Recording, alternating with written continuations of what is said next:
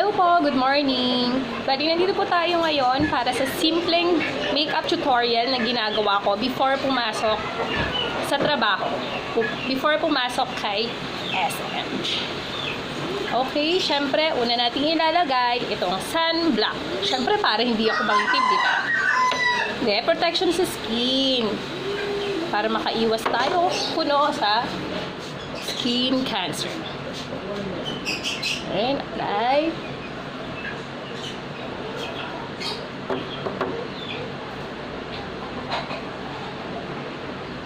Grabe, nakakamiss din ah.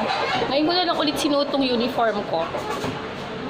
After more than a month, ngayon na lang ulit nasuot. Kakamiss, sobra. Yan. Press sa leeg din para pantay.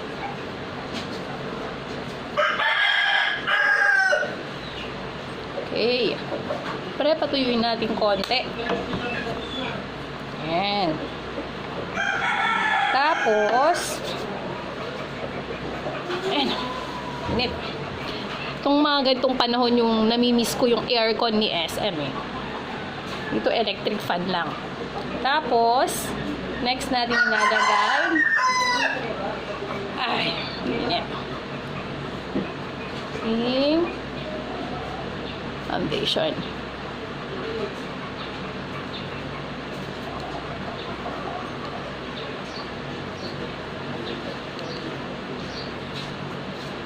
Actually, pag totoo nga ipasok, hindi ako sa bahay naglalagay ng ganito. Siyempre, dahil working mom,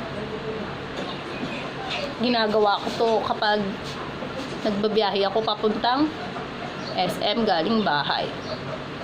Yung tipong nasa jeep ka, pagsakay mo wala kang kahit na anong makeup. Tapos pagbababa ka na, fully makeup ka na. Except lang yung eyeliner. Hindi ko magawa talaga yon. Kahit ilang years na ako hindi ko magawang mag-eyeliner ng mata pag nasa jeep ako. Yung tipong pag nasa jeep ka pag titinginan ka kasi nagbi-makeup ka. Pero syempre dahil oras na at bawal ma-late, kailangan gawin to sa jeep. Diba? Kasi 30 minutes lang magmula sa bahay bago ako makarating na SM. At naka-makeup na ako. Maalis ako sa bahay 30 minutes before ng oras ko. Minsan, less than pa. So, next, after nalagay natin ay pressed powder. Itong pressed powder na to, bago ko lang to na discover. Ever Bilena. Nagustuhan ko to kasi diba pag ganitong mainit, hindi siya nagbubuo, hindi namumuo yung mga powder sa mukha kahit pinagpapawisan ako. And ouch.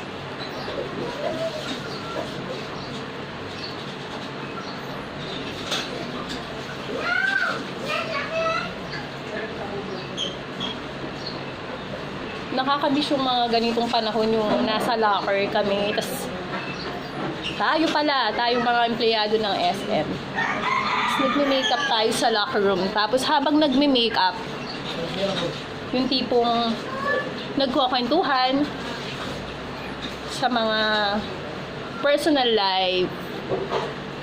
lives natin.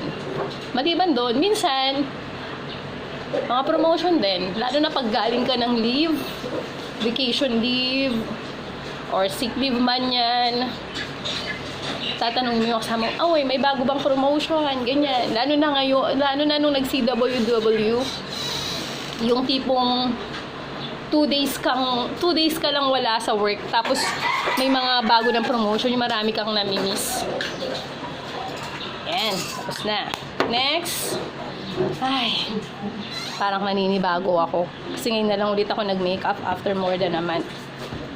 Tapos, eyeshadow. Nasaan na ba? Yan. Siyempre, ang tinuro sa amin, basic natin ay magbe-base ka muna. Base. Siyempre na, dahil ubus na yung pang base ko, ito na lang pang highlighter ko. Ay, nako. Yan. Ito naman din, Nichido din to. Maganda din. Mura lang, tapos, ano siya, matagal mo na siyang gagamitin. Kasi yung dark brown na eyeshadow na lagi kong ginagamit, kahit konti lang ilagay mo, dark na siyang malalagay. So, tipid siya. Yan. Yan. Tapos, nga pala, sensya na. Hindi kasi ako magaling maglagay gamit ng mga applicator. So, ang usually ginagamit ko, itong mga daliri ko. Usually, ang nagagamit ko, itong middle finger, itong ring finger. Madalang lang itong pointing finger na. So, para sa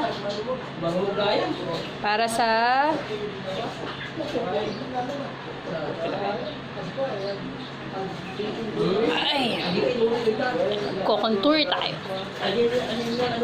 Kailangan ko ng mas malaki. Nahirapan ako. Hindi ko makita. Madilim. Diyan. Yan. Contour na tayo. Contour. Oh. Ito.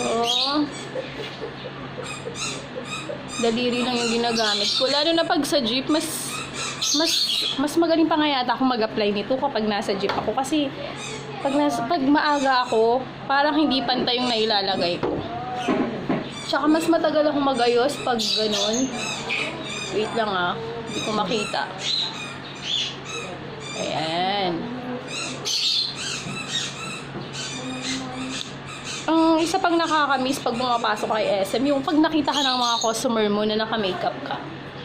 Tapos i-appreciate nila yung, ay, ganyan ba talaga pag nagtatrabaho sa SM, dapat maayos. Pero doon naman talaga, di ba? Dapat maayos talaga yung itsura natin. Presentable dapat tayo. Malinis, presentable. Oh my gosh, napakapal na yata. Pinagpapawisan ako. Oh yan, nakikita na ba? Oh yan. Kabila naman.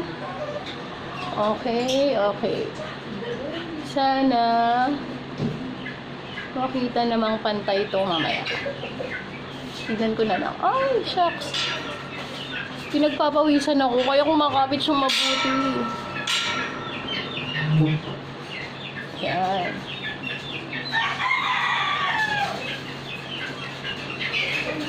Pero pag nasa jeep ako, kabilis ko lang makapag-apply. Siguro dahil nga adrenaline rush, no?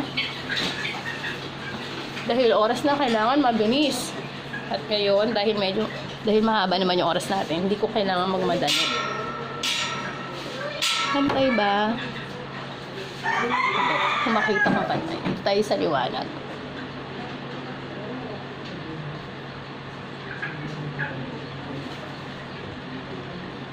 Ay, nako.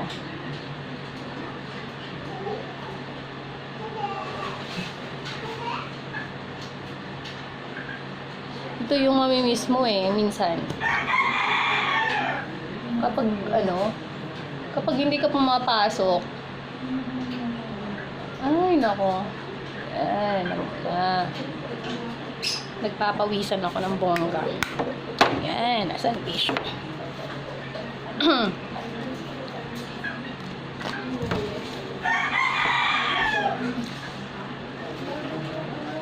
Nakakamiss yung yung normal na buhay. Yung asing normal, kasi ngayon hindi tayo pumapasok. Parang may kulang. Halos naman, kung tutuusin, halos ang magiging bahay na natin parang sa SM na.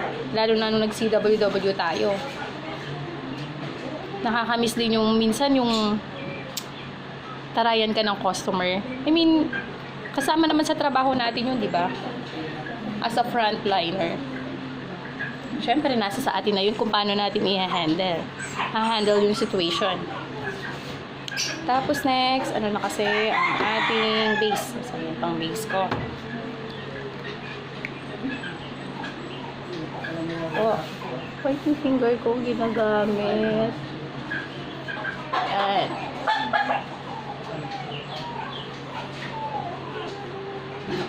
Namimiss ko yung ano, yung tumatakbo ako.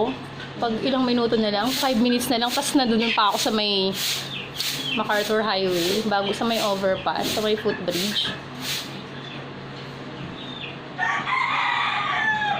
Tapos tatakbo ka, tapos after mga 3 minutes, nandun ka na agad, no? Tatakbo ka papunta dun sa may MIG. Siyempre, bawal tumakbo sa ano, sa may loob na natin. Init. Next, ang gagawin natin ay ang pinaka gusto ng mga kababaihan, ang kilay goals. Ako kasi hindi ako nagpe-paint. Ang ginagawa ko lang is itong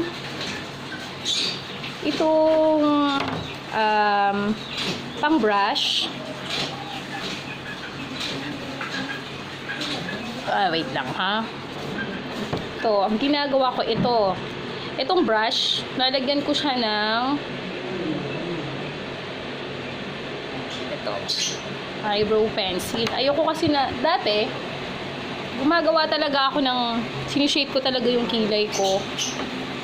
Kaso ngayon, dahil, at saka sa jeep mahirap gawin yun, parang nakasanayan ko na ibabrush ko na lang para mas madali siyang ipantay.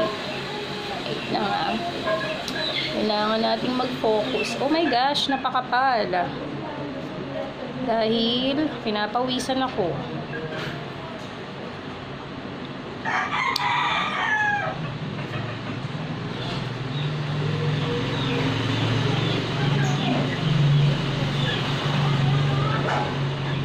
Yan. Wait lang.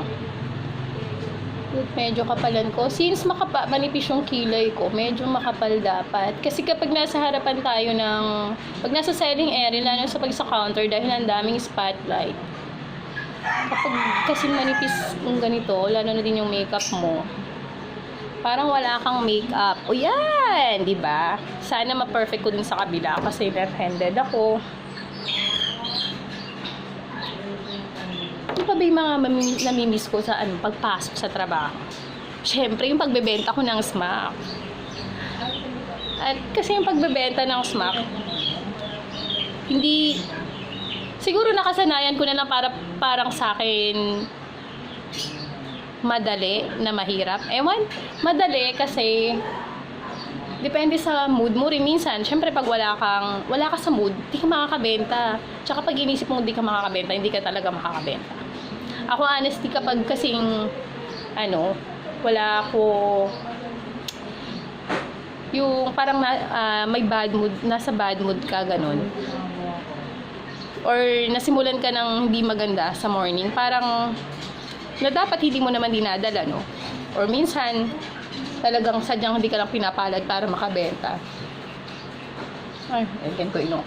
Wait lang. Kailangan ko mag-concentrate dito sa kabila dahil hindi ko sanay.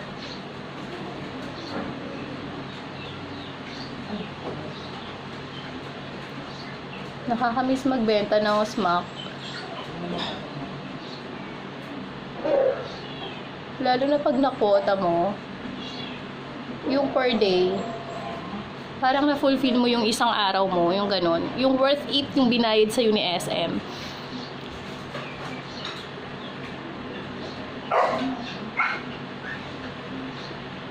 Yan. Kilay-kilay. Madali. Madaling sabihin. Madali pag gusto mong gawin yung isang bagay. Siyempre, pag gusto mong bumenta, makakabenta ka. Pag hindi ka talaga makakabenta. Ayan, nagkakilay na ako. Tapos, ang next na yung nilalagay ko, nagpapawisan na ako.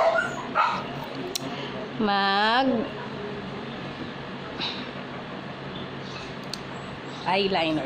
Pag nag-eyeliner ako, parang angel locks na ako. Sa ilalim lang, sa loob ng mata, sa ilalim. Kaya ito yung hindi ko pa sa tagal ko sa pagtatrabaho sa SM na pagsakay sa jeep na araw-araw kong ginagawa, ito yung hindi ko magawa-gawa dahil kailangan kong hilain yung talukap ng mata ko pataas para malagyan ko yung mata ko.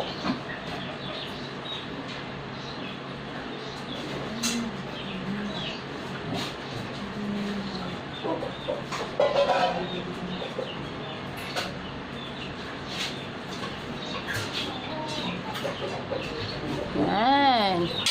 Parang wala. Pero kasi kaya mas gusto ko yung ganito, para mas natural.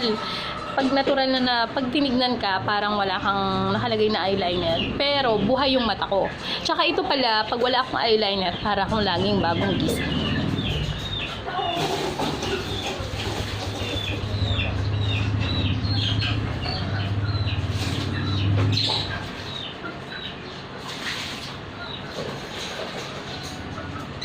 Ayun, tungkol nga sa pagbebenta ng smack, sabi ko madali. Madali pag gusto mo, makakabenta ka. Mahirap. Kasi hindi mo hawak yung sagot ng customer kung oo ba siya hindi. Diba? Siyempre, lalo na ngayon, ang smack natin is 200 pesos. Compare dati. Although, mas matagal na ngayon. Yun ang kagandahan nun. 5 years mo na siyang magagamit. Yan, medyo nagkabuhay na yung mata ko. Ayan. Mascara na lang ang kailangan. Amin. Oops, yeah. May buhok.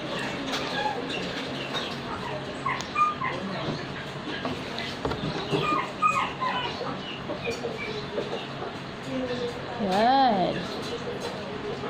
Dapat mapantay. Para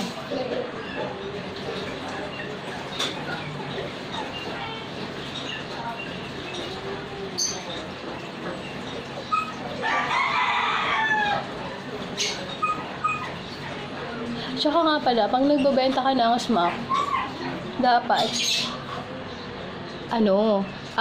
pag kino-convince mo si customer, yung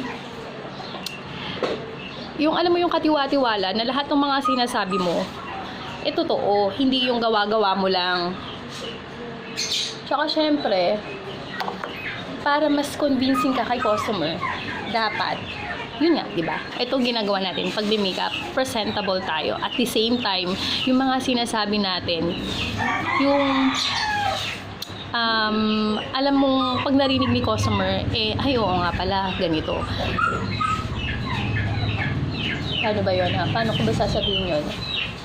Yun, confident ka dapat. Na dapat yung sinasabi mo, tama. Tsaka syempre, pag tinanong ka ni customer, dapat pagsasagot ka, yung enthusiast ka, yung masigla, lively, yun, ganun. Tapos, hindi yung ang tagal mong sumagot. Syempre, iisipin niya, hindi totoo yung sinasabi mo, di ba? Tsaka dapat, pagkatanong niya, may response ka kaagad dun sa tanong niya. Halimbawa,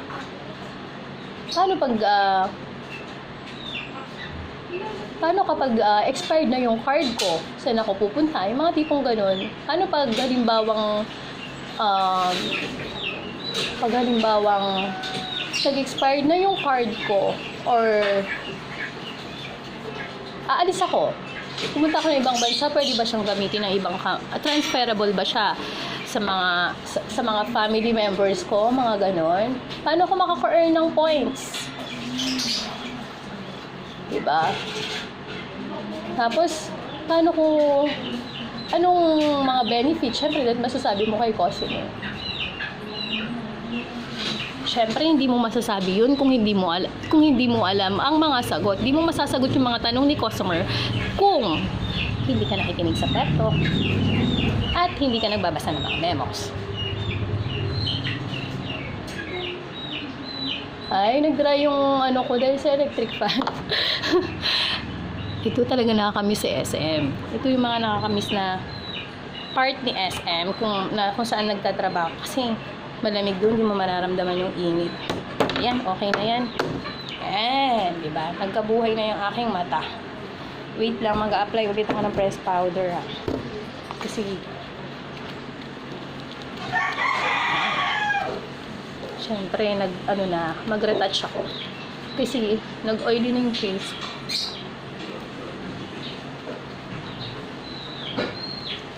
Siyempre, as a cashier, kasama yung application ng BDO Shop mo sa quota namin. So, yun. Kapag may existing card si customer, offeran natin. And now.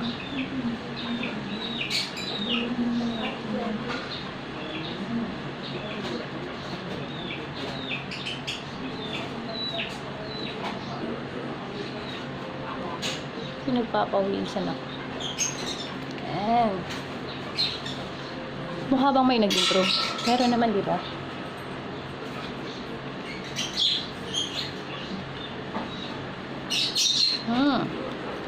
Tapos, ayan, after nating mag-press powder ay, syempre pati leeg. Although parang hindi sumasama. Joke. Pinagpapawisan ako eh.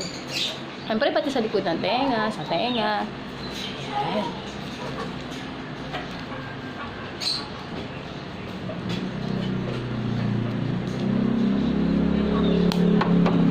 After nyan, blush on. Ito, gusto ko tong blush on na to. Dahil oily face ako, itong ginagamit ko. Itong clay blush Sunkissed. Yan. Okay, hindi ko nakikita ng malapitan para mapantay. Ito kasi, kagandahan nito, dahil oily ako, makapit siya. Kahit na mag-oil mukha ko, hindi siya basta-basta natatanggal. Kasi kapag yung mga powder, mga blush on na, kasi ano to eh, pati ba sa organic na siya. Yan. Ay, kailangan kong kapalan, kasi parang wala siya. Para kahit pagpawisan ako, mag-touch ako pressed powder. Ay, nalagdalag pa. Tsaka nga pala hindi ako gumagamit ng highlighter kasi hindi ako marunong. Hindi ako magaling pa lang mag-apply. Marunong pero hindi magaling mag-apply. Besides, hindi ako naglalagay kasi parang feeling ko hindi siya nahalata sa akin dahil sa kulay ko. Morena ako.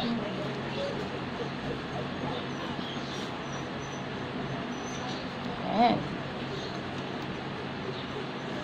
O yun. Ay, nakakamiss pang isa. Pag ganitong mga panahon, di ba, dahil magpipeak season na tayo. Yung haba ng pila namin sa counter pag solo kami. Yung kahit na gusto mong mangarag, kailangan di ka mangarag kasi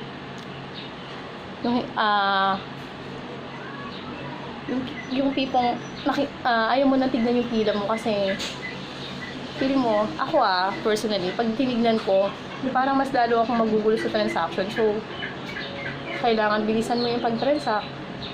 Na dapat tama yung transaction mo, accurate. Yan. Yung haba ng pila. Minsan nakakamiss din, no? Ay, nakakamiss yung mapagod na may worth na alam mong nakapag-serve ka sa customer mo ng tama. Ayan. Tapos, since dahil ECQ tayo ngayon, at ang ating team sa paggagawa ng ating video na tutorial na to ay paano tayo makapag-deliver ng maayos na magandang serbisyo, magiging presentable kay customer. Kailangan, hindi na ako magli-lipstick kasi magmamask naman tayo. Tsaka pala wala pala ako hikaw, wait lang. Incomplete ako sa sa aking uniform, dapat complete tayo. Wait lang. Lalagay natin ang aking hikaw. Baka makalimutan tayo, hindi ako papasukin ng guard. Hindi ako makapag-time in, malilate ako.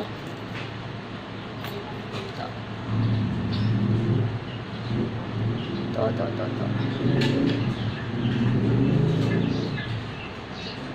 Yung paggamit natin ng mask para sa protection natin. Pero, at the same time, paano ba natin i-handle yun ng hindi nakaka-offend kay customer? Siyempre, yung iba, kahit na anong gawin natin, hindi natin maalis na feeling nila pag gumamit tayo ng mask. May sakit na sila. Pero hindi. Para sa protection natin, pare-pareho yun. So, instead na lipstick ang gagamitin, magli-lip tint na lang ako. Kasi malalagay lang naman sa, madidikit lang siya sa, wait lang. Ayoko itong color niya. Itong isa na lang ang gagamitin. Didikit lang siya sa mask natin.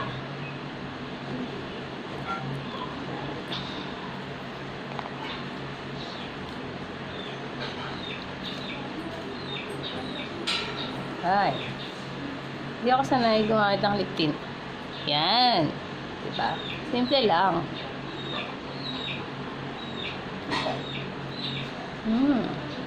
Sarap. Ang sarap nitong lip tint.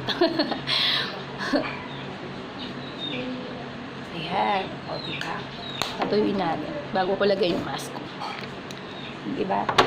Yung pagsusuot ng mask para sa protection natin. Pero paano ba natin mapapakita kay customer in a nice way? Paano tayo maghaharap sa kanya ng mas maayos? Wait lang. Ito, bagong-bago pa to. Siyempre, pag gagamitin natin to, di ba usually pag si customer malayo sa napaparating siya as a cashier, parating siya sa counter ko. Siyempre, para maging kaaya-aya, ma-feel naman ni customer na welcome siya, is to greet the customer in a lively and audible manner. Bawa, kakabit ko na po. Actually, no first time na, wait lang, may nakalimutan ako, hindi ako nag-ayos ng hair ko. Ito, siyempre, dapat hindi ko makakalimutan. Maliban sa kilay na gustong-gusto kong dapat ma-perfect, itong buhok ko dapat hindi magulo. Kapag kasi magulo yung buhok ko, parang feeling ko, doon ako mas, parang feeling ko, hindi ako maayos. Hindi ako presentable kay customer. Kaya dapat, maayos. And away from the face. Siyempre, nagtatransact tayo. Siyempre, as a cashier, nagpa-process ng transaction, nagpa-plastic kapag solo ng mga items. So, dapat hindi sagabal yung buhok natin kapag magtatransact tayo ng items ni customer. So, dapat naka-clear pinto.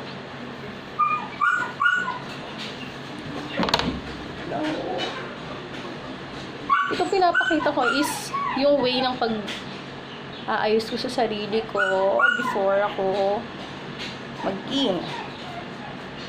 So, yan. Nasaan yung hairpin ko? Diba? May nalaglag pa sa bangs ko. Kailangan nating takpan ng konti ang ating noo dahil medyo full moon siya. Ay, half moon. Yan. So, that away from the face.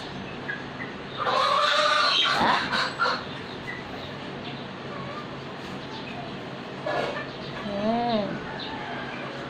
Actually, ito lang itong ginagawa ko. Naka 30 minutes na ako sa almost 30 minutes na. Pero kaya ko siyang pag may pasok. Kaya ko siyang gawin ng half ng time na ginawa ko ngayon. Siyempre yan. And siyempre, may kulang ka. Wala akong ID. Hindi ako makakatap. And suot natin yung grab pay natin. Diba? Mas okay na itsura ko ngayon kumpara kanina wala akong makeup. Mas okay na ako marap kay customer.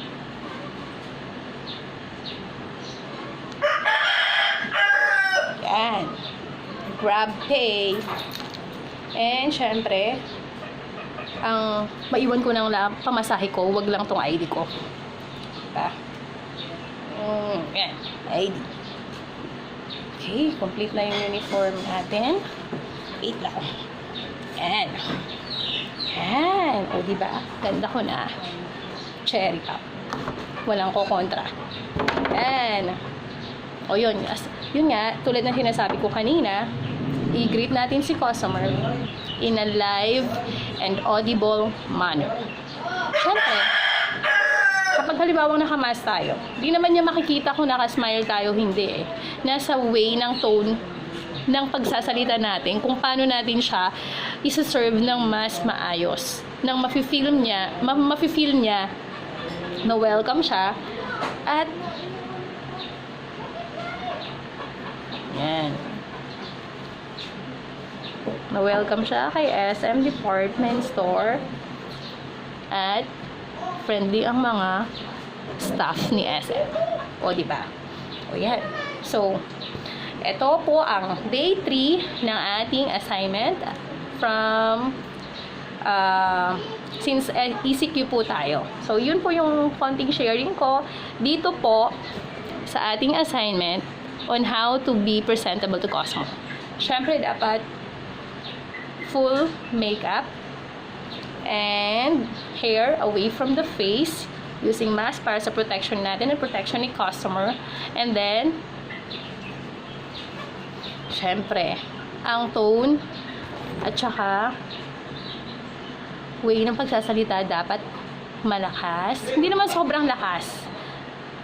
Masigla, yun nga, lively, and naririnig. Hindi naman sumisigaw na. Okay? So, work 3, work mode on. Eto na po yun. Ready to work. Thank you!